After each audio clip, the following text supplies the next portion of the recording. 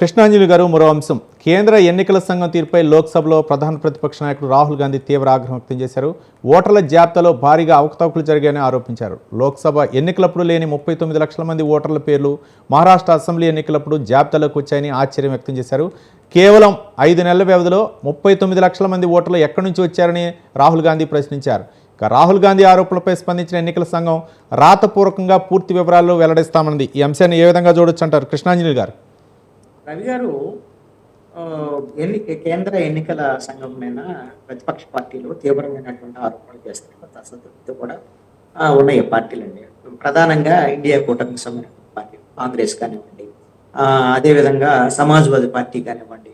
ఏమని ఇప్పుడు రాహుల్ గాంధీ వ్యాఖ్యల కన్నా ముందుగా సమాజ్వాదీ పార్టీ అధినేత అఖిలేష్ యాదవ్ కూడా తీవ్రమైనటువంటి వ్యాఖ్యలు చేశారు. అసలు కేంద్ర ఎన్నికల సంఘమే బతికలేదు, చచ్చిపోయింది అని వాళ్ళు తెల్లగొట్టంతో నిరసన వ్యక్తం చేసినటువంటి విషయాన్ని కూడా మనం చూసాం.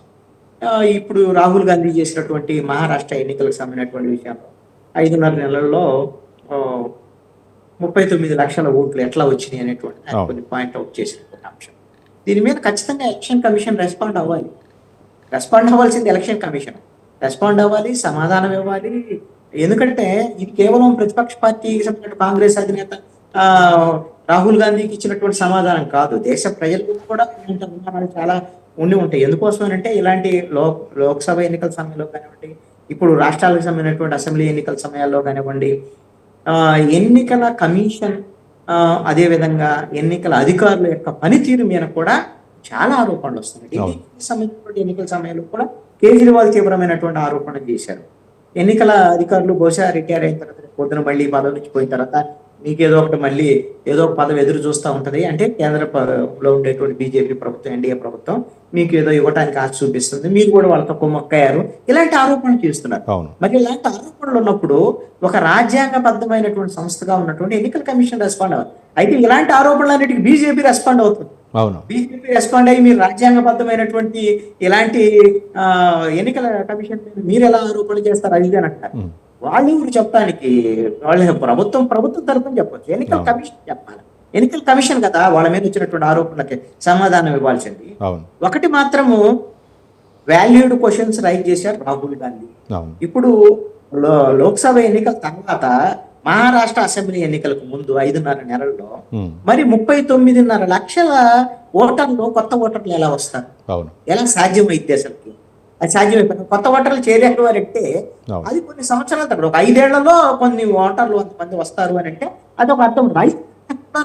అంటే లోక్సభ ఎన్నికల్లో ప్రతికూలమైన ఫలితాలు వచ్చినాయి కాబట్టి ఎన్డీఏకి అదేవిధంగా బీజేపీకి మన అసెంబ్లీలో అక్కడ గెలవాలి అని అంటే వాళ్ళు బలహీనంగా ఉన్నటువంటి బీజేపీ, అదేవిధంగా అక్కడ ఉండేటువంటి బీజేపీ మిత్రులు, ఎన్డీఏ మిత్రులు బలహీనంగా ఉన్న చోట్ల కొన్ని ఓట్లు చేర్పించేసి ఇవన్నీ చేస్తే మరి దానికి సహకరించినటువంటి వాళ్ళు ఎవరు? ఎన్నికల కమిషన్ సహకరించకుండా జరుగుతుందా, లేకపోతే అక్కడ ఉండేటువంటి అధికారులు సహకరించకుండా జరిగిద్దా? ఇలాంటి అనుమానాలు చాలా ఉంటాయి. ఎన్నికల కమిషన్ ఉన్న ఇలాంటి అంశాల మీద కుమ్మక్కు అవుతుంది అనేటువంటి అనుమానాలు వస్తాయి. మొన్న జరిగినటువంటి ఎన్నికల తర్వాత లోక్సభ కొన్ని అసెంబ్లీ ఎన్నికలు జరిగినటువంటి నేపథ్యంలో కాంగ్రెస్ పార్టీ కొన్ని తీవ్రమైన ఆరోపణలు చేస్తుంది. ఆంధ్రప్రదేశ్ ఎన్నికలకు సంబంధించి ప్రధానంగా, అదేవిధంగా ఒడిశా ఎన్నికలకు సంబంధించినటువంటి విషయంలో కూడా కొన్ని పోలింగ్ అయినటువంటి ఓట్లకి లెక్కింపు ఓట్లు మంచి డిఫరెన్స్ ఉంది అనేటువంటి దాని మీద పోలింగ్ అయిన తర్వాత ఓట్లు ప్రకటించినటువంటి ఎన్నికల కమిషన్ ప్రకటించినటువంటి విషయంలో కూడా పోలింగ్ అయిపోయిన వెంటనే ప్రకటించినటువంటి ఓటింగ్ శాతానికి తర్వాత ప్రకటించినటువంటి పోలింగ్ శాతానికి కూడా డిఫరెన్స్ ఉంది. మరి ఇలాగా ఎందుకు ఈ విధమైనటువంటి అనుమానాలు ఎందుకు వస్తున్నాయి? ఈ విధమైన న్యాయపరమైనటువంటి పోరాటం కూడా చేస్తామని కాంగ్రెస్ పార్టీ కూడా ప్రకటించింది. ఈవీఎంల మీద అనుమానాలు వ్యక్తం చేసినటువంటి పరిస్థితులు కూడా ఇవన్నిటికీ కూడా ఖచ్చితంగా ఎలక్షన్ కమిషన్ రాతపూర్వకంగా సమాధానం చెప్పాలి. ఈ అనుమానాలన్నింటినీ నివృత్తి చేయాలి. కేంద్ర ప్రభుత్వం కూడా మేము పార్లమెంటు వేదికగా, పార్లమెంట్ సమావేశాలు జరుగుతున్న నేపథ్యం పార్లమెంటు వేదికగా కూడా ఈ అంశాల మీద చర్చించవచ్చు, వాళ్ళకు తప్పేం లేదు. వాళ్ళ ప్రభుత్వమే కాబట్టి ఏం జరుగుతుంది, ఇది వాస్తవమైనటువంటి విషయాలు ఏంటి, దీని మీద ప్రతిపక్ష పార్టీల యొక్క ఆరోపణలు ఏంటి, వాళ్ళ వాదన కూడా అవకాశం ఇచ్చి వాళ్ళ వాదన కూడా ఇవన్నీ చర్చలు జరగాల్సినటువంటి అవసరం ఉంది. ఎందుకంటే ప్రజాస్వామ్య దేశంలో ఒక పౌరుడు తన ఓటు హక్కును వినియోగించుకున్నటువంటి క్రమంలో అవును. ఆ ఓటు తన ఎవరికైతే వేయాలనుకుంటున్నాడో అవును. ఆ ఓటు వాళ్ళకే ఓటు పడుతుందా లేదా, అవును. లేదు అని అంటే ఈవీఎంలో ఏమన్నా మేనేజ్మెంట్ జరుగుతుందా, అవును. లేదంటే ఎలక్షన్ కమిషన్ ఏమన్నా రాజకీయాలు చేస్తుందా, ఇలాంటి అనుమానాలు అనేది ప్రజాస్వామ్యంలో మంచిది కాదు. అవును. అప్పుడు ప్రజాస్వామ్యం మీద తన ఓటు కూడా ఏ విధంగా సరిగ్గా లేదు. ఇప్పుడు 5 ఏళ్లకు ఒకసారి ఒక ఓటు వేస్తే నేను నాకు ఇష్టమైనటువంటి ప్రభుత్వాన్ని ఎన్నుకోవచ్చు అనేటువంటి దాని మీద ఇప్పుడు బానే ఉంది. అవును. అది కూడా లేదు, అలాంటి నమ్మకాలు పోయినాయి అనుకోండి. అవును. నమ్మకం పోతే ప్రజల్లో ఒక నమ్మకం పోతే ప్రజాస్వామ్యం మీద అవును. అప్పుడు ప్రజలు తిరుగుబాటు లేదా మిగతా అంశాల వైపు వెళ్ళేటువంటి ప్రమాదం ఉండొచ్చు కదా.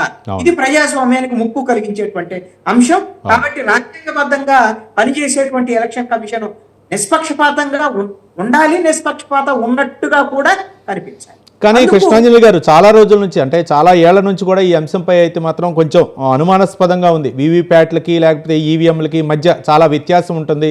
కానీ ఇది ఓటు వేసిన ప్రతి పౌరుడి యొక్క బాధ్యత, తెలుసుకోవాల్సినటువంటి బాధ్యత. దీనిపై ఎన్నికల కమిషన్ ఈ యొక్క సమస్యపై నివృత్తి చేయాల్సినటువంటి అవసరం ఉంది. కానీ ఎందుకు దీనిపై తాత్సారం చేస్తున్నారు? దీని మీద చాలా అనుమానాలు ఉన్నాయి. వీవీప్యాట్లు కూడా పెద్ద పోరాటం తర్వాత బీజేపీ కూడా అప్పుడు ఈవీఎం మీద వాళ్ళు కూడా అనేక అనుమానాలు వ్యక్తం చేశారు వాళ్ళు ఓడిపోయినప్పుడు. తర్వాత కాంగ్రెస్ వాళ్ళు గెలిచినప్పుడు బాగానే, కాంగ్రెస్ ఓడిపోయిన తర్వాత ఇప్పుడు అనుమానాలన్నీ వ్యక్తం చేస్తారు. నాకు తెలిసి భారతదేశంలో ఇప్పుడు మనం పార్లమెంటరీ ప్రజాస్వామ్యంలో రాజకీయ పార్టీలు కీలకం కదా. నాకు తెలిసి 16 రాజకీయ పార్టీలు, జాతీయ పార్టీలతో కలిపి ప్రాంతీయ పార్టీలు ఈవీఎంలను వ్యతిరేకిస్తున్నాయి.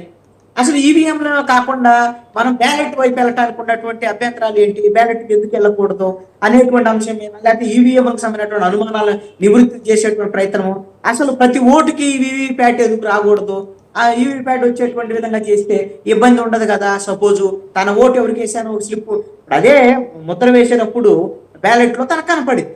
ఇప్పుడు నొక్కిన తర్వాత అది వచ్చినటువంటి స్లిప్ తీసుకున్నాడు అనుకోండి, పలానా పార్టీకి వేశారు, స్లిప్ వచ్చింది, ఓకే, అలా ఎందుకు చేయకూడదు? ఇవన్నిటినీ కూడా ఒక నిష్పక్షపాతంగా ఎన్నికలు జరుగుతున్నాయి, ఒక పారదర్శకంగా ఎన్నికలు జరుగుతున్నాయి, ప్రజాస్వామ్యతంగా ఎన్నికలు జరుగుతున్నాయి. తన ఓటు ఎవరు కోరుకుంటారో వాళ్ళకే వేయగలుగుతున్నారు అనేటువంటి ఒక భరోసా, ప్రజాస్వామ్యం కాపాడబడుతుంది అనేటువంటి భరోసా ప్రజల్లో ఉన్నప్పుడే ప్రజాస్వామ్యం మనుగడ ఉంటది. లేదనుకోండి ఇబ్బంది అయ్యేటువంటి పరిస్థితులు ఉంటాయి. మరి ఈ విషయంలో ఎలక్షన్ కమిషన్ కొంత క్లారిఫికేషన్స్ అయితే ఇవ్వాలి. అదే విధంగా పార్టీలు కూడా అండి, వాళ్ళు ఓడిపోయినప్పుడు ఈవీఎంలను వ్యతిరేకిస్తున్నారు, మళ్ళీ గెలిచిన తర్వాత దాని గురించి మాట్లాడటం లేదు. కాబట్టి ఇప్పుడు కాంగ్రెస్ పార్టీ ఈ పోరాటం అనేటువంటి దాని మీద సీరియస్ గా చేస్తాం, స్టేట్మెంట్లు ఇస్తుంది, వదిలిపెడతాం. కొన్ని ఇప్పుడు legal fighting okay, legal fighting తర్వాత ఇన్ని పార్టీలు 16 పార్టీలు ఈవీఎంలు వద్దు మాకు బ్యాలెట్ కావాలన్న తర్వాత మరి వాళ్ళు ఎందుకు దాని మీద కేంద్ర ప్రభుత్వానికి వ్యతిరేకంగా పోరాటం చేయలేకపోతున్నారు? ఇది తూతూ మాత్రంగా ఎందుకు స్టేట్మెంట్లు ఇస్తున్నారు రాహుల్ గాంధీ అన్నట్టు. రెండవ కీలకమైన అంశం ఏంటంటే ఇక్కడ ఇది రాజకీయ వ్యూహంలో భాగం అండి. ఈ పోలింగ్ ఇది ఎన్నికల వ్యూహంలో భాగంగా ఈ ఓట్ల చేర్పింపులు, 7 ఓట్ల తొలగింపుల అంశం కూడా కీలకమైన అంశం. ఇప్పుడు ఇలాగా చేస్తున్నారు అని అధికారంలో ఉండాడు అక్కడ మహారాష్ట్రలో ఇప్పుడు శివసేన చీల్చి బీజేపీ మద్దతు ప్రభుత్వం.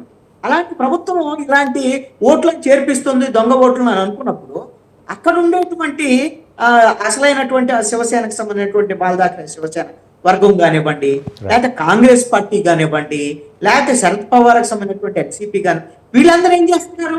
ఎన్నికలకు ముందు మీరు అసలు ఆ చేర్పులు ఓట్లకు సంబంధించినటువంటి జరిగేటప్పుడే వాటిని ఎదుర్కోవాల్సినటువంటి పరిస్థితులు ఉన్నాయి. వాటిని ఎదుర్కోలేకపోయారనుకోండి ఏమవుతుంది? అది వాళ్ళకే ఇప్పుడు గెలుపు. ఆల్రెడీ వాళ్ళు గెలిచిపోయారు. గెలిచిన తర్వాత ఇప్పుడు నక్కపోయినాక అంత బొక్క కొట్టుకుంటే ఉపయోగం ఏముంటది? ఆల్రెడీ గెలిచిన తర్వాత వీళ్ళు ఎన్ని మాట్లాడుకుంటే రాహుల్ గాంధీ ఇప్పుడు ఎన్ని మాట్లాడినా ఉపయోగం లేనటువంటి పరిస్థితి కదా. రైట్.